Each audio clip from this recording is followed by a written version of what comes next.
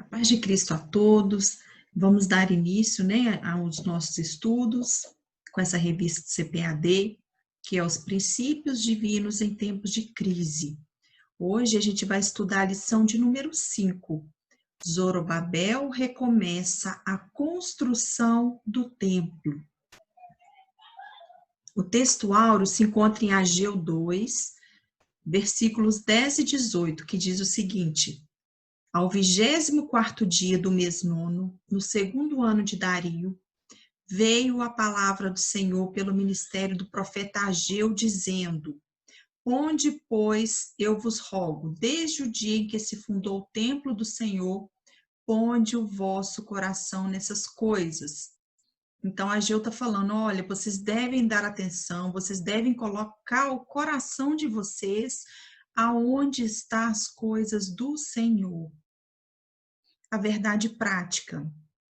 Sob o poder de Deus, a igreja torna-se imbatível no cumprimento das tarefas que Cristo lhe entregou.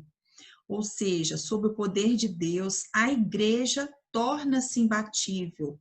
Não é sob as nossas forças, mas sim sob o poder de Deus.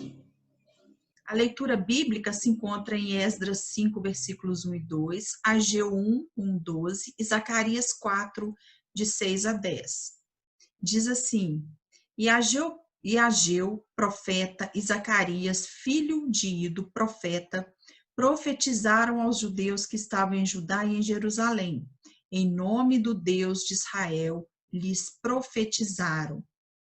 Então se levantou Zorobabel, filho de Sealtiel, e Jesua, filho de Josadaque, e começaram a edificar a casa de Deus, que está em Jerusalém, e com eles os profetas de Deus que os ajudavam.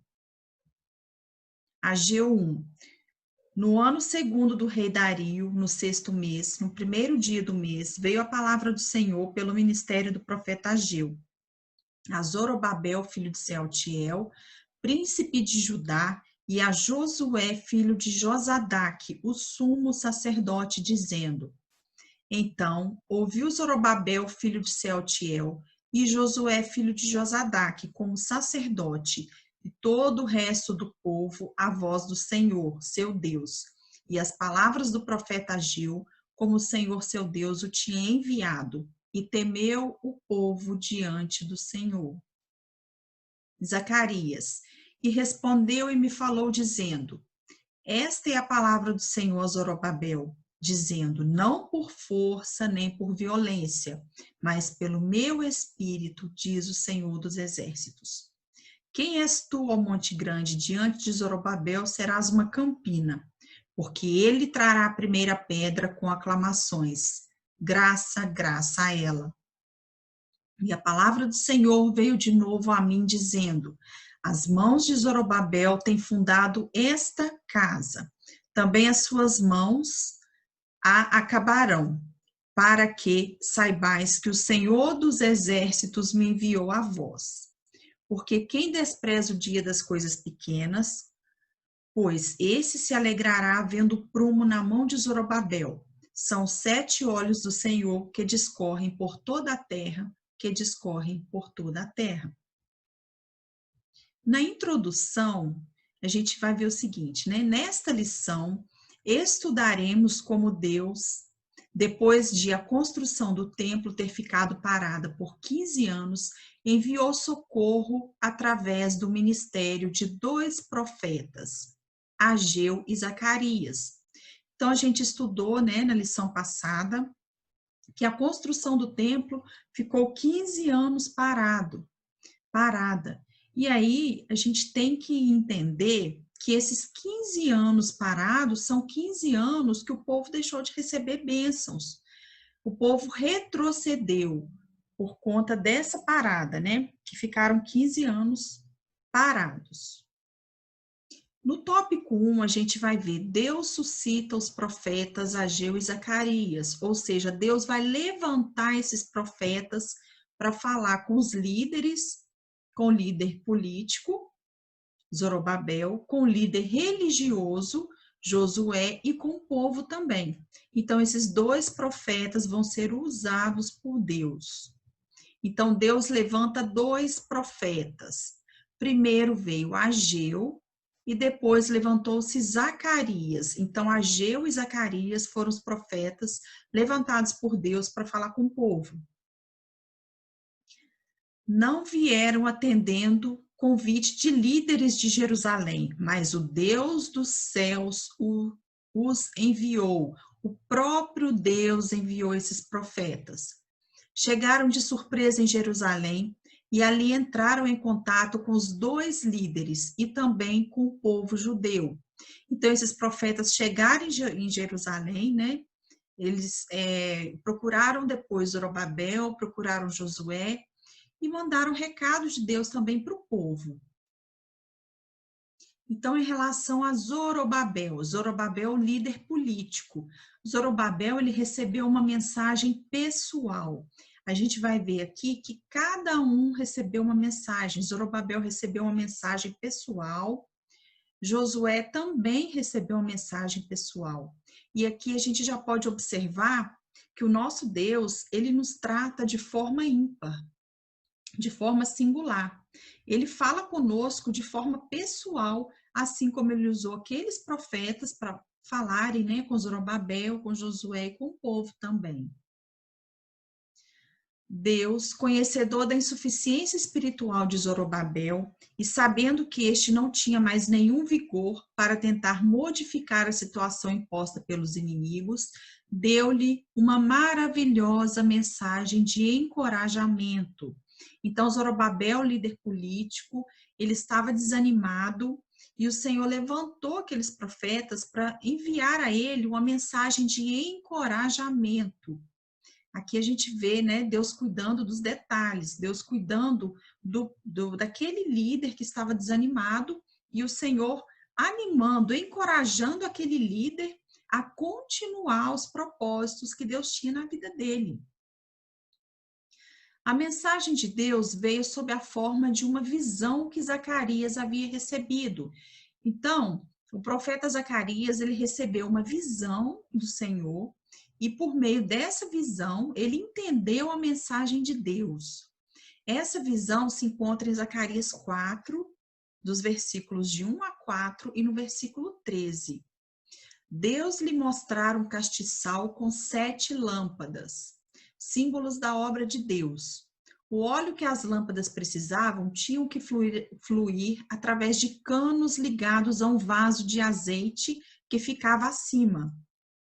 O vaso de azeite, por sua vez, estava em contato com 2 oliveiras.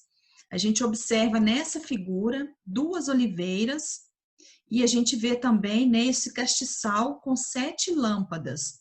E o que o profeta Zacarias viu?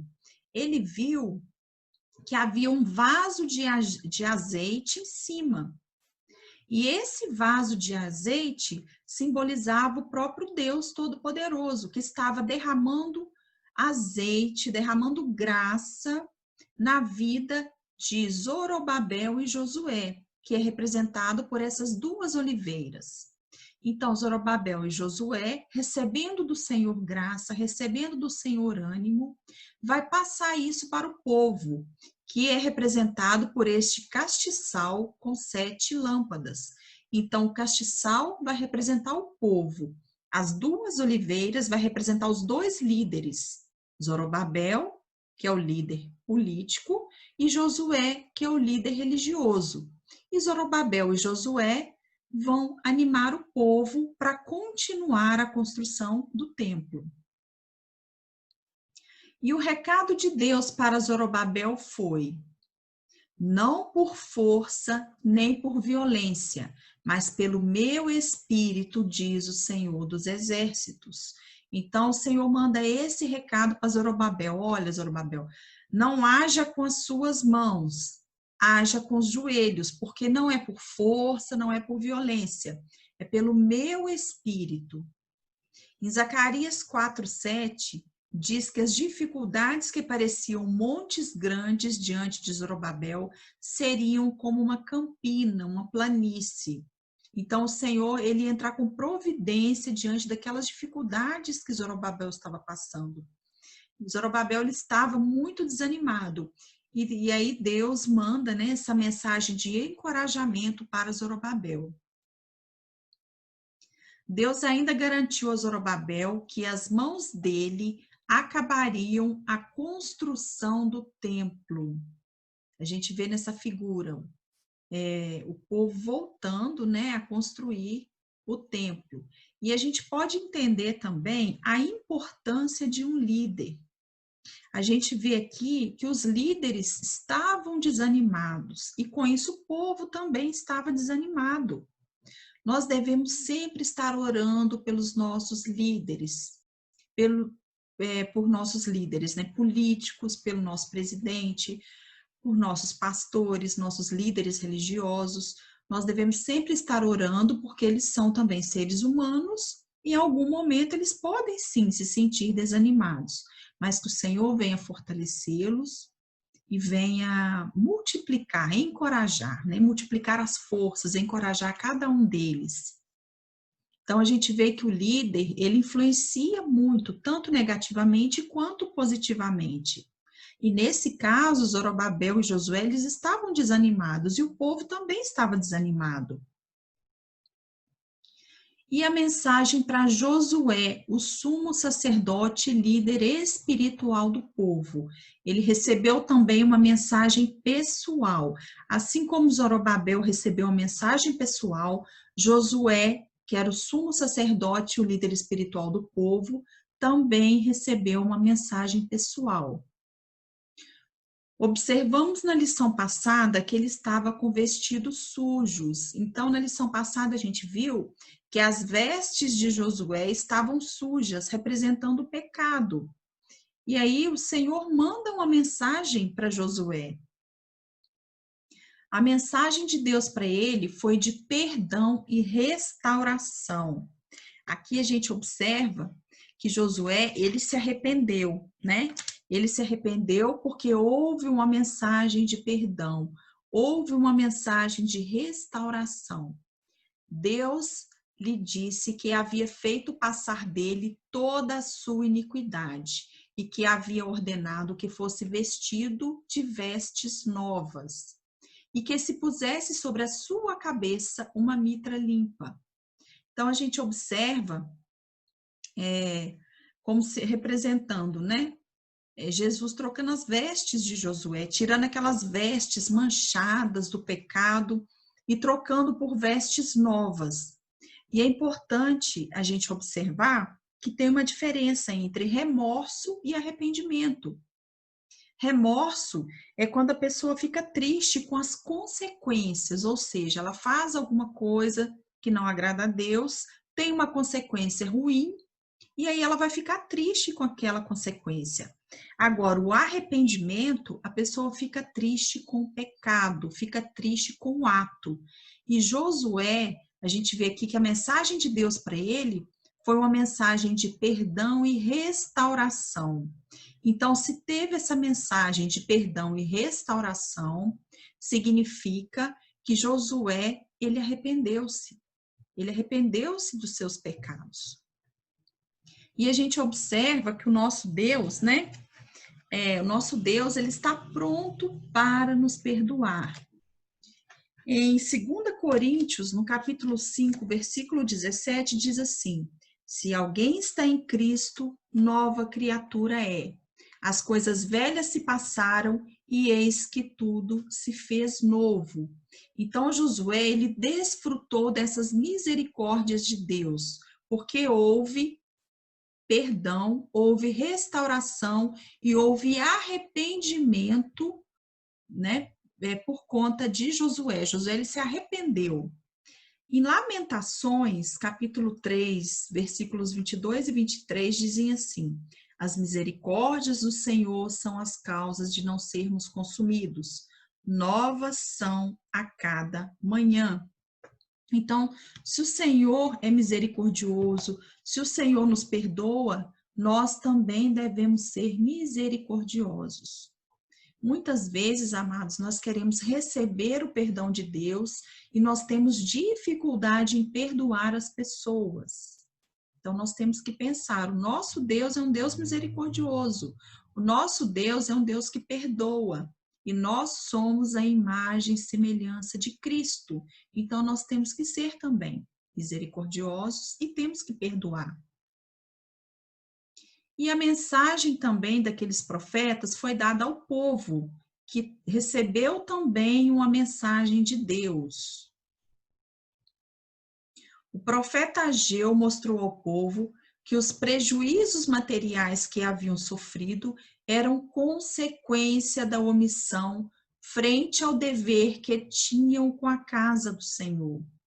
Então, aqui a gente vê uma mensagem pessoal para Zorobabel, que é uma mensagem de encorajamento, uma mensagem pessoal para Josué, que é uma mensagem de perdão, que é uma mensagem de misericórdia, e a mensagem para o povo, falando para o povo, olha, os prejuízos que vocês tiveram, que vocês sofreram, é em consequência disso, que vocês deixaram de lado a casa do Senhor, vocês deixaram de lado a obra do Senhor e foram cuidar das suas coisas. Então, o povo também recebeu uma mensagem de Deus. Ageu falou-lhes do prejuízo que sofre o homem que busca somente a sua prosperidade material e deixa a casa de Deus deserta. E a palavra do Senhor fala que nós devemos buscar em primeiro lugar o reino de Deus e a sua justiça, e todas as outras coisas vos serão acrescentadas.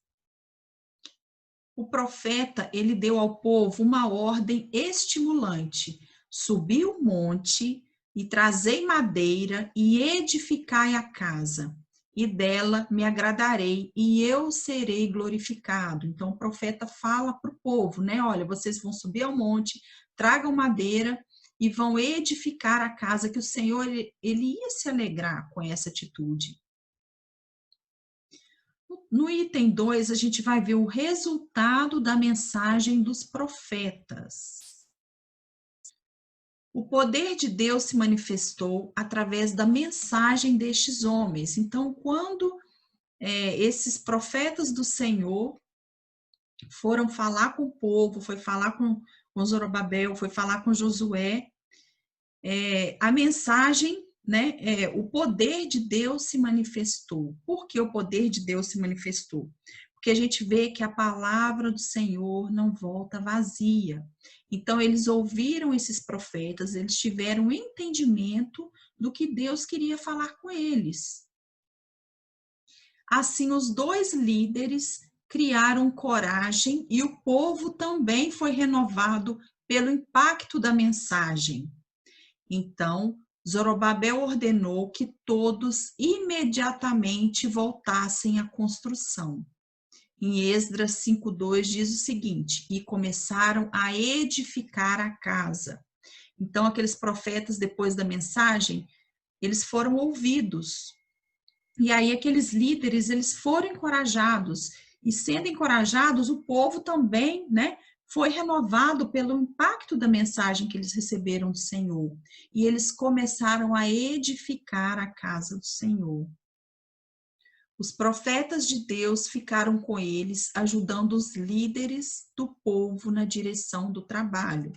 É interessante a gente verificar aqui que os profetas, eles foram levar a mensagem que Deus havia dado e eles ficaram com eles ficaram ali, né, ajudando os líderes naquela tarefa de reconstrução. Quando os inimigos vieram a eles, perguntando quem havia dado ordem para edificar a casa, responderam que a ordem havia sido dada pelo próprio rei Ciro. Aqui a gente observa que a obra do Senhor, muitas vezes, a gente encontra oposição, mas os olhos do Senhor estavam sobre o seu povo e sobre a reconstrução do templo. A obra do Senhor tem sim oposição, a gente vai encontrar sim oposição. E nos dias de hoje a gente vê que quando a gente vai fazer uma obra de Deus, muitas vezes a gente encontra oposição. Tem pessoas contra, mas o Senhor está presente. Assim como o Senhor esteve presente com o povo naquela época, que estava, os olhos do Senhor, né, estavam ali com o povo sobre a reconstrução do templo, o Senhor está conosco hoje também, em tudo que nós fazemos em prol do reino de Cristo. E os inimigos não puderam impedir a obra até que fosse dado conhecimento dos fatos ao rei Dario, que agora reinava sobre todo o Império Persa. O rei Dario mandou que os seus escrivães verificassem o referido edito de Ciro e se ele havia dado ordem para a construção da casa do Senhor em Jerusalém.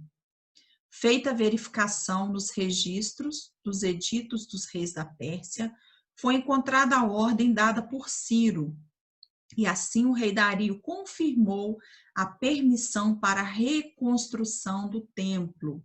Então, houve impedimento, a obra tinha ficado parada por um período, mas o rei Dario, ele verificou, né, nos seus registros, e ele viu que essa ordem já havia sido dada por Ciro, e ele confirmou isso. E se essa ordem já havia sido dada por Ciro, o rei Dario, ele permitiu que continuasse a reconstrução do templo.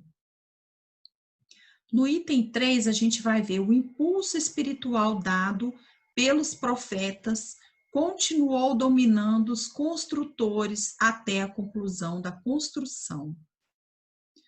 Os profetas Ageu e Zacarias continuavam dando a sua cooperação. É importante aqui a gente analisar e a gente verificar, né, que havia ali um líder político, havia ali um líder religioso e os profetas também estavam cooperando. A gente vê aqui diferentes funções. Isso não significa que um é mais importante que o outro. Todos juntos em cooperação. E a gente pode levar isso para a igreja também. Na igreja, cada membro tem sua função. Isso não significa que um seja mais importante que o outro, mas juntos, trabalhando em cooperação, trabalhamos para o reino de Cristo. Em Esdras 6:14 diz o seguinte: prosperando pela profecia do profeta Ageu de Zacarias, filho de Ido, e edificaram uma casa e a aperfeiçoaram conforme o mandado do Deus de Israel, e conforme o mandado de Ciro, e de Dario, e de Artaxerxes, rei da Pérsia. Então, a casa do Senhor foi edificada, porque o Deus de Israel havia mandado. E acabou-se esta casa, que grande bênção! O despertamento dado por Deus ao rei Ciro propagou-se e agora, com a ajuda dos profetas, foi renovado e levado a resultado glorioso. Toda a honra e glória sejam somente ao Senhor. A gente vê aqui a importância de homens de Deus cooperarem. A gente vê aqui líderes que estavam desanimados e a gente vê a importância do povo de Deus a animar esses líderes, a cooperar, a ajudar, assim como os profetas fizeram. Os profetas levaram a palavra do Senhor, foram boca de Deus para aqueles líderes e continuaram com eles, ajudando, cooperando. No item 2, nós vamos ver o ministério profético, uma prova da manifestação de Deus. Uma inesperada operação sobrenatural por parte de Deus solucionou o grave problema da reconstrução do templo. A gente vai ver aqui a importância do sobrenatural. Na Bíblia, a gente tem vários exemplos de sobrenatural do Senhor, sobrenatural de Deus, em diferentes situações. E o nosso Deus é o mesmo Deus hoje, e hoje ele também age no sobrenatural. No tópico 1, a gente vai ver manifestações sobrenaturais no Antigo Testamento. A gente vai ver exemplo de Deus agindo de forma sobrenatural. Há muitos exemplos no Antigo Testamento. Vamos mencionar apenas 2. Primeiro, Moisés, o grande líder que Deus levantou para libertar seu povo da escravidão do Egito, recebeu de Deus um preparo sobrenatural, o que lhe deu muita autoridade espiritual. Então, Moisés, a gente sabe que ele ficou 40 anos no palácio, 40 anos no deserto, e ele ficou 40 anos cumprindo a sua missão. Então, o preparo de Moisés já foi um preparo sobrenatural. E com a sua vara, ele fazia grandes maravilhas. A gente vê o exemplo, né, de Moisés abrindo um mar vermelho com o toque aí da sua vara. Esse é o agir sobrenatural de Deus. Um outro exemplo é Elias. O profeta de Deus foi revestido de autoridade sobrenatural para ajudar Israel, que havia sido levado à idolatria pelas suas lideranças políticas, em particular pelo ímpio Acabe, rei de Israel nos dias de Elias. Então, a gente vai ver também um exemplo de sobrenatural com Elias. Pôde, assim, realizar grandes milagres, fez com que não chovesse sobre a terra por 3 anos e meio, além de outros. E o ponto alto do seu ministério foi o confronto com os profetas de Baal no Monte Carmelo. A gente vê a ação do sobrenatural de Deus aqui. Nessa ocasião, a manifestação sobrenatural do poder de Deus fez o povo clamar: só o Senhor é Deus. Então, diante do sobrenatural, o povo reconheceu que só o Senhor é Deus. A gente vê aqui que a gente pode ter 2 atitudes em relação ao sobrenatural. Há pessoas que creem no sobrenatural, que realmente reconhecem que o Senhor é Deus, e infelizmente há pessoas que não entendem e não acreditam no sobrenatural de Deus. No item 2, a gente vai ver manifestações sobrenaturais no Novo Testamento. Quando o Espírito foi derramado em sua plenitude, os dons espirituais começaram a entrar em ação e passaram a ser a própria preparação divina para o ministério. Os apóstolos eram revestidos desses dons, meio divino para a conversão de muitas almas. Então, foi uma forma divina, né? Os apóstolos, eles foram revestidos de dons, foi algo sobrenatural, quando o Espírito Santo foi derramado na sua plenitude. O apóstolo Paulo, enriquecido por Deus com muitos dons, escreveu para o evangelista Timóteo, representante da segunda geração, uma mensagem de exortação. Então, o apóstolo Paulo, ele fala para Timóteo: não desprezes o dom que há em ti. Pouco antes de ser martirizado, Paulo voltou a escrever a Timóteo: despertes o dom de Deus que existe em ti. Então, o apóstolo Paulo está falando: olha, você tem um dom, Timóteo, não despreze esse dom. Usa o dom que Deus te deu. Às vezes, amados, muitos de nós não usamos o dom que Deus nos deu, nós escondemos o nosso dom. Mas o apóstolo Paulo, ele faz uma advertência, ele faz uma exortação.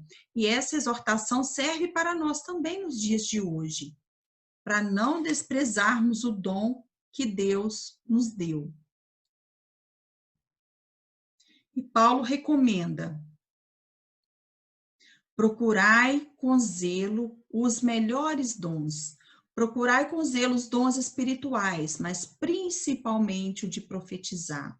Aí a gente vê aqui, né, uma listagem de dons: palavra de sabedoria, palavra de conhecimento, fé, dons de cura, operação de milagres, profecia, discernimento de espíritos, línguas e interpretação de línguas. No item 3, a gente vai ver o ministério de profeta à luz da Bíblia. A gente vai entender o que era esse ministério no Antigo Testamento e o que é esse ministério de profeta no Novo Testamento. O profeta exerce a função ministerial determinada por Deus. Ninguém toma para si esta honra, senão o que é chamado por Deus. A gente vê aqui uma função ministerial. O profeta na dispensação do Antigo Testamento. O profeta, além de transmitir a mensagem de Deus para o povo, ele era consultado pelo povo acerca de assuntos espirituais e até mesmo acerca de assuntos materiais. Então, o profeta, ele era consultado pelo povo. Quando o povo queria saber alguma resposta de Deus, eles recorriam ao profeta. Alguns exemplos. Em Ezequiel, capítulo 20, versículo 2, os anciãos vieram a Ezequiel para que este consultasse o Senhor por eles. Deus, por meio de Ezequiel, lhes respondeu que por causa das suas abominações, eles não receberiam respostas. Então, quando o povo queria saber alguma coisa do Senhor, o povo ia diretamente a um profeta, procurava um profeta e consultava o profeta. Então, em Ezequiel tem esse exemplo, que os anciãos chegaram até perto de Ezequiel para consultar, né? Para que falassem com Deus, para que soubesse de Deus, para que Deus respondesse. E aí Deus falou, né? Deus, por meio de Ezequiel, falou para eles que por causa das abominações, eles não iriam receber resposta. Moisés transmitia aos anciãos o que Deus lhe falava. Então, o que Deus falava com Moisés, ele transmitia para os anciãos. Vemos que no Antigo Testamento, o profeta era uma espécie de mediador entre Deus e o povo. Então, o profeta era o mediador entre Deus e o povo, e o sacerdote era o mediador entre o povo e Deus. No item 2, a gente vai ver o profeta na dispensação do Novo Testamento. Entre os dons espirituais está o dom de profetizar, está em 1 Coríntios 12, versículo 10. Estaria entre as consequências do derramamento do Espírito Santo que aconteceria nos últimos dias. Então, a gente vê o dom de profetizar, e esse dom existe sim até hoje. Mas ter alguém o dom de profecia não significa que seja profeta. O termo profeta significa quem tem o ministério de profeta. Esse ministério de profeta é um ministério da palavra, para o qual o ministro recebeu de Deus uma preparação especial do espírito profético. Então, o profeta no Antigo Testamento era o mediador entre Deus e o povo. Ele falava para o povo o que Deus mandava. E se a gente for ver o profeta no Novo Testamento, o profeta é aquele que conhece a palavra, que ministra a palavra, que fala a palavra exatamente o que está na Bíblia. Ele não aumenta e nem diminui, exatamente o que está na Bíblia. Então, esse é o profeta do Novo Testamento. Em Atos 28, versículos 8 e 9, né, fala que Filipe, ele tinha 4 filhas que profetizavam. Em Atos 21, 10, diz que depois de alguns dias veio à sua casa um profeta, Ágapo. Então, em Atos 21, a gente vai ler os versículos 10 e 11, que diz o seguinte: demorando-nos ali alguns dias, desceu da Judéia um profeta chamado Ágapo. E vindo ter conosco, tomando o cinto de Paulo, ligando com ele os próprios pés e mãos, declarou: isto diz o Espírito Santo. Assim os judeus em Jerusalém farão ao dono deste cinto e o entregarão nas mãos dos gentios. Então, esse profeta, ele estava falando o que ia acontecer com o apóstolo Paulo. Ele estava profetizando o que ia acontecer com o apóstolo Paulo. Então, nos dias de hoje, a gente tem o profeta, que é aquele que maneja a palavra de Deus, que fala a palavra de Deus, exatamente como está na Bíblia, e temos também pessoas que têm o dom de profecia. A gente não pode negar que há o dom de profecia. Só que existe uma diferença importante entre o ministério de profeta no Antigo e no Novo Testamento. No Antigo, os profetas eram consultados pelo povo e transmitiam-lhe a resposta de Deus. Mas a Bíblia diz: a lei e os profetas duraram até João. E desde então é anunciado o reino de Deus. Nós temos que ter cuidado para nós não confundirmos as coisas. A gente tem que ter cuidado para a gente não idolatrar essas pessoas que são usadas por Deus. Porque hoje um profeta é aquele que maneja bem a palavra do Senhor. Mas ter dom de profecia, algumas pessoas podem ter sim. Mas nós, como cristãos, nós devemos adorar somente o nosso Deus. Nós não podemos confundir e colocar a nossa adoração nessas pessoas. No pacto, na nova aliança, temos Jesus como o único mediador. Então, a gente vê que no Antigo Testamento o profeta, ele era o mediador. E hoje nós temos Jesus Cristo, que é o único mediador entre o homem, pecador, e Deus Santo.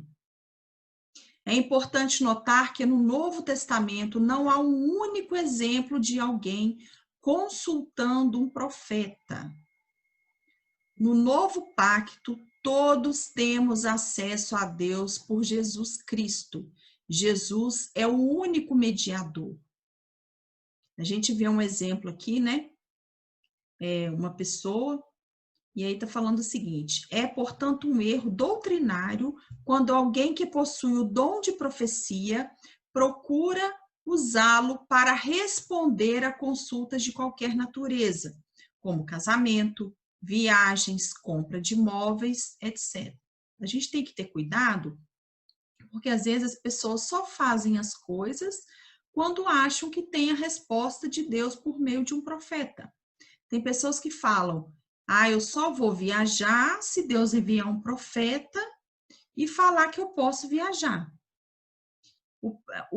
Jesus Cristo, ele é o mediador. A gente não tem necessidade de procurar profetas, porque Jesus Cristo, ele é o único mediador entre Deus e nós. Se nós quisermos respostas, nós temos que ler a palavra de Deus, que a Bíblia tem conselho, a Bíblia tem vários mandamentos que nós podemos seguir. Aí está exemplo de uma pessoa, né, falando: eis que te falo que esta criança que a irmã está esperando, se não for uma mulher, será um varão. Ou seja, se não for um, vai ser outro mesmo. Então, nós temos que ter cuidado, né? Nós temos que pedir ao Senhor discernimento.